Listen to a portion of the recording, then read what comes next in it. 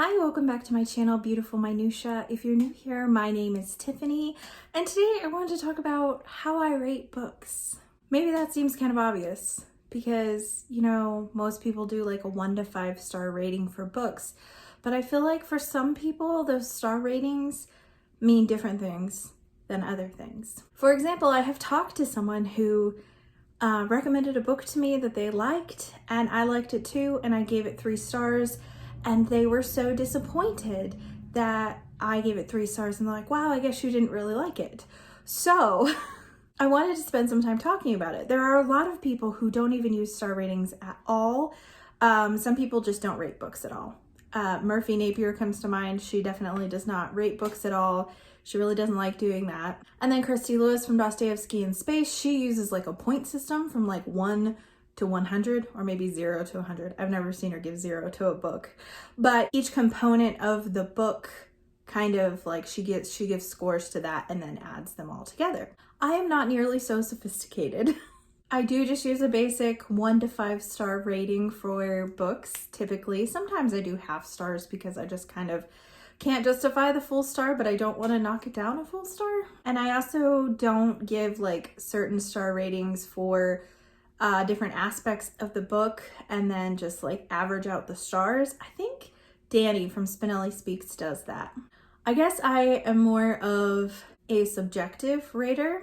I try to look at books objectively to a point, but when it comes down to it with rating books, I typically mostly rate it based on my enjoyment. So I'm just going to talk about how I base the 1 to 5 stars, because that's different for everybody. I know some people will not give a book any lower than 3 stars because rating is such a subjective thing and they don't want to be mean to the author or bring the overall star rating down dramatically. And then there are some people who give 5 stars out like candy, some people who never give 5 stars out. So I guess that's why I'm talking about this. I kind of waited a while to make a video like this, and it wasn't intentionally. It was just lately that I was just thinking about how everyone kind of rates books differently. So let's talk about it.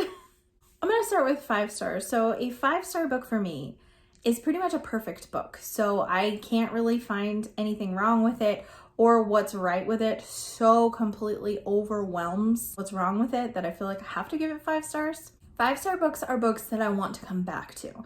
So I could read a book and really, really enjoy it, but if I'm not ever going to reread it and I know that, I'm not going to give it 5 stars. So some good examples of 5-star books for me are Crime and Punishment by Fyodor Dostoevsky.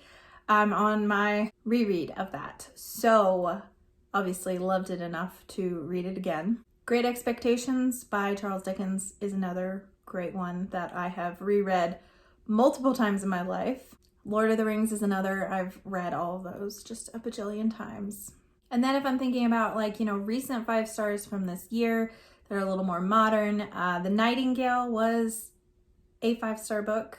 Although that's one that I won't reread anytime soon because it was so brutally devastating at points. So far, all the books that I've mentioned for 5 stars are books that I considered pretty much perfect or mostly perfect. So a good example of a book where I feel like the good outweighed the not quite as good is Les Miserables by Victor Hugo. I felt like I had to give that book 5 stars, and I was being slightly objective in that because it was probably more like a 4-star reading experience for me, because with all of Hugo's side tangents and everything, there were times where the plot really slogged and we just start getting back into the plot and then here we are in another side tangent, and that happened really frequently.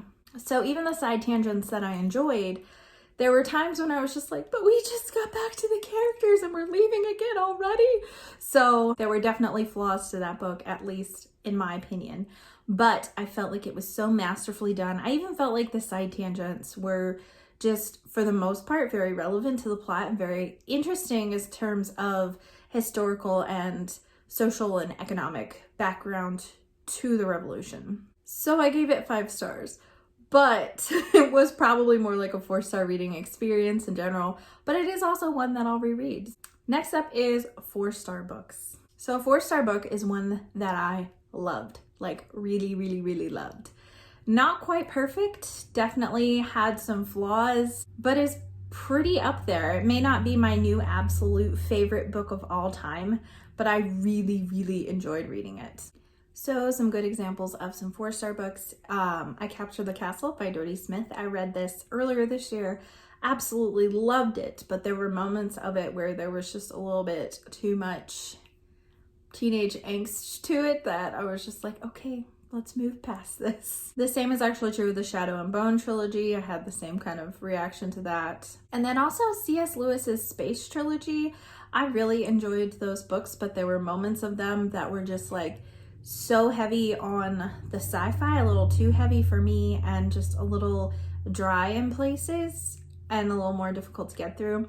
So I couldn't consider them like perfect 5-star books, but I really enjoyed them and would still like to reread them probably at some point, but maybe that's not quite as urgent of a wanting to reread it. So 3-star books for me are kind of middle of the road. So I did enjoy them. I'm glad I read them. I probably won't reread them for the most part. There are probably exceptions to this. So to me, a 3-star book does not mean that I didn't really like it. It means that it was fine and I was entertained when I read it. I find a lot of thrillers fall into this category because most of the time when I read a thriller, I'm entertained while I'm reading it, but then most of them are not super memorable for me afterwards, even if I did enjoy reading them. So earlier this year, I read Behind Closed Doors by B.A. Paris, and that was like an okay book. I was interested while I was reading it and I flew through it, but I couldn't tell you the main character's name. And I didn't find a lot of the characters super likable. I didn't even really feel like rooting for the main character because I thought she was kind of whiny. So I was entertained while I was reading it. So I did like enjoy it, but I didn't love it. There are a lot of middle grade books that fall into this category, and sometimes YA too, because I might have been entertained while I was reading it, but definitely not a new favorite. A 2-star book is one that I kind of hated a little bit. It's not the worst book in the world. A 2-star book, I can find some merit to it, and I could maybe see why people like it, but it really wasn't for me. I didn't really enjoy it, and I would definitely never pick this up again. A good example of this is one that I recently completed, and that's The Lost Worlds. I really didn't like this book. You can check out my October wrap up if you want to hear more of my thoughts on that. But that was one that I felt like was very, very disappointing. But then towards the end of the book, the action did pick up, and some of the developments with dinosaurs were interesting, but overall just really fell flat for me. And then a 1-star book, I don't give 1 stars all that often. 1 stars and 5 stars, like books really have to earn those for me. So I don't just give 5-star books to a book that I really, really like. It has to be pretty much perfect. And I don't give 1 stars to books that I don't like. They have to be like really, really awful for me. And most of the time, if it's a 1 star, I might not have even finished reading it. So a lot of times a DNF, I will give like a 1 star. I don't rate DNFs on Goodreads unless I got at least halfway through the book, unless there was something that was super, super problematic in it. So I read Absent in the Spring it's technically by Agatha Christie, but her pen name for it was Mary Westmacott. And there were things in that book that were so inappropriate and terrible, and every single character in it you just hated, and it was awful. And 50 pages in at that point, I'm pretty sure that was like a good quarter of the way through the book anyway, I DNF'd it. I did give that one 1 star. But a lot of times books that I DNF, unless I got at least halfway through, I do not rate on Goodreads at all because it doesn't feel fair. There are a few books that I have read and I haven't completed, and I've given up within the first couple of chapters, and I'm like, I don't even know enough about this book to really fairly give it a rating. I just know it's not for me right now. But a book that I did finish that's a 1-star book. I've talked about this book a lot this year, so I'm sounding like a broken record, but The Shape of Mercy by Susan Meister. Really didn't like that book at all. So that was one I did finish and I gave 1 star. But sometimes I actually don't finish a book and I give it more than 1 star. Like for example, I DNF'd Legendborn earlier this year, and I got halfway through the book. And while I felt like it wasn't for me, and like parts of it were definitely very tropey and also overwhelming in a lot of ways, we're talking like multiple magic systems and tackling so many issues that I felt like the book felt like really muddled. It felt like just a lot all at once and didn't know what I wanted to be. But I love the writing style, and I felt like the writing style was so engaging, and I was sucked in from the first page that I couldn't give that book 1 star. Like, it was really well written, at least like in an engaging way. I feel like there's a lot of people who will not give a star rating to a book at all unless they finished it and they feel like it is wrong or cheating to do so. I don't feel that way.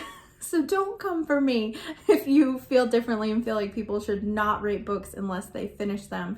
Because to me, like, even if someone gives like a 1 star to a book, but, you know, says they didn't finish it and why they hated it so much that they couldn't finish it, that still feels like really valid to me. I mean, if someone read the first like 5 pages and like gave it 1 star, then it's like, okay, you don't know enough about this book to be rating it. Or people who rate books that like haven't even come out yet. Like, that's a pet peeve of mine. That should have gone in my pet peeves video. So that is like basically how I rate books.